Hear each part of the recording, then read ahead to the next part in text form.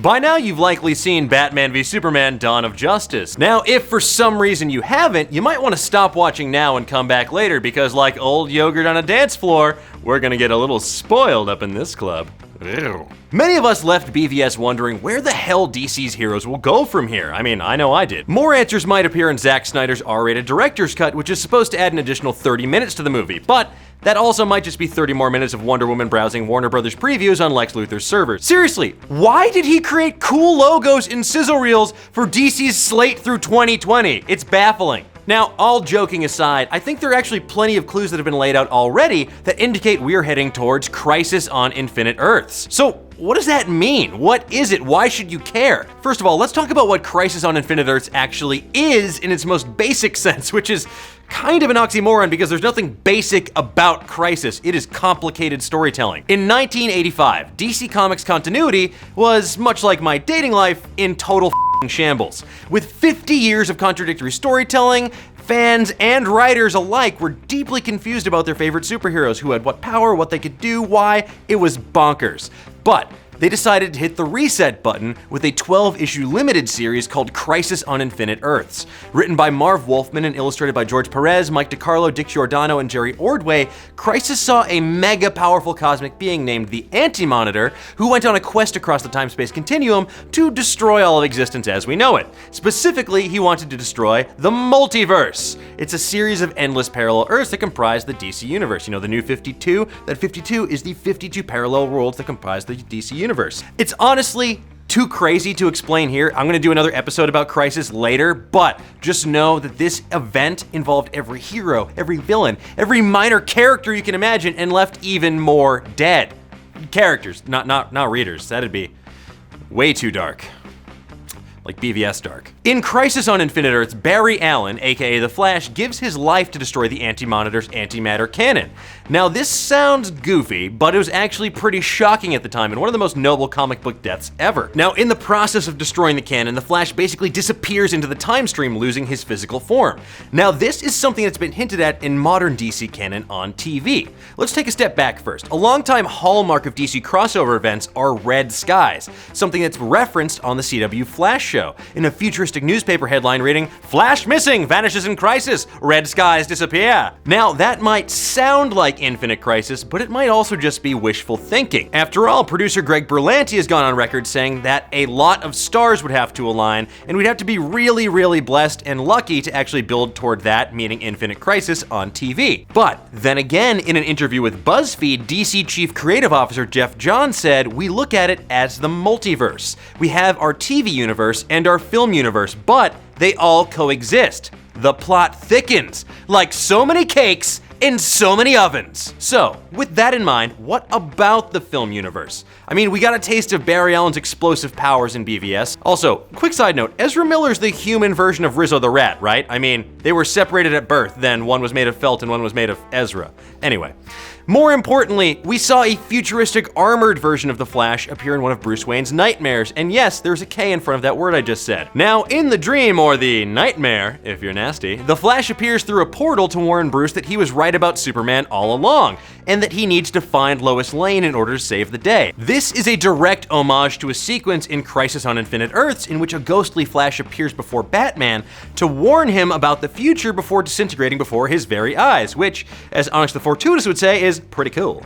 I don't know. Let's try and dissect this though, shall we? Batman's initial assumption was that Superman is too dangerous and, if left unchecked, could destroy humanity as we know it.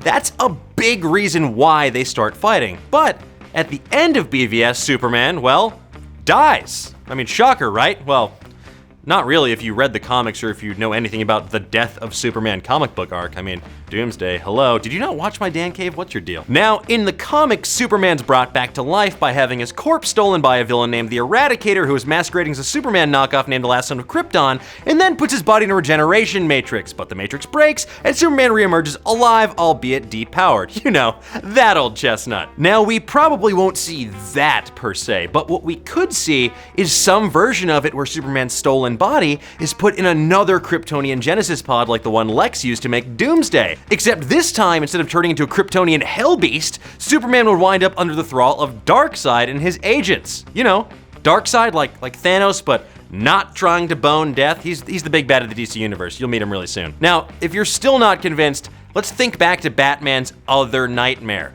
which takes place in a seemingly ravaged future version of Earth. Darkseid's Omega symbol is burnt into the ground, and the world is in ruins. Batman seemingly leads a small resistance force who are then attacked by soldiers wearing Superman S patches and parademons. Yeah, literal Batmen. They look like Scyther, Jeff Goldblum from The Fly, and then you put some bat DNA in there. It's gross. Chained up and captured, Batman's friends are murdered by Superman, and Batman finds himself face to face with the Man of Steel.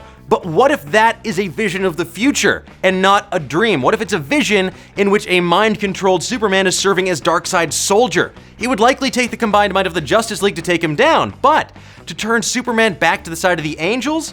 Well, that's where Lois Lane comes in. He's not just gonna listen to Bruce Wayne, rebel billionaire. The only one who might be able to get through to a Superman who isn't in his right mind is the love of his life, Lois Lane. Now, I know I've been talking about Crisis on Infinite Earths, and here I am talking about Darkseid, and I still maintain they are heading towards Crisis, but much like Marvel does, DC's gonna cherry pick elements from different plot lines in order to make a more streamlined, cohesive narrative.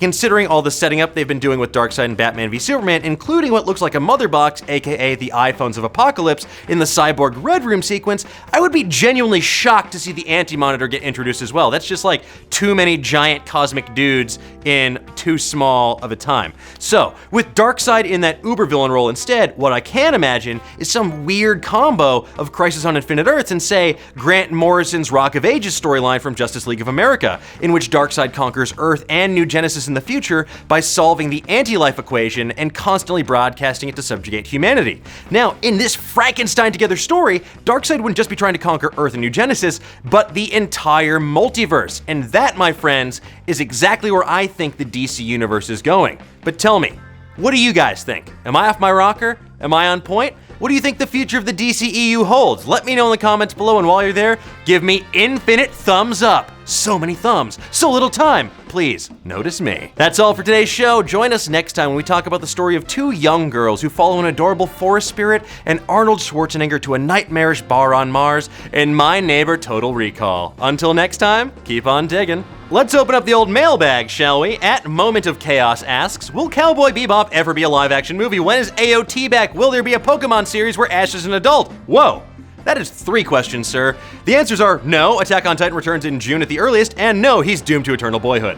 Atlas Stash Gaming asks, what job do you think has been most instrumental to your growth to sex icon status? Very kind. Probably working for a graphic designer, making tiny clickable pictures of boobs, butts, and wieners, you know, sex icons. At Joel from SD asks, what are your predictions for Luke Cage? Oh, this one is easy, Joel. He's gonna have one sweet, sweet Christmas. But what do you guys think will happen? Let me know in the comments below, and I'll see you next time.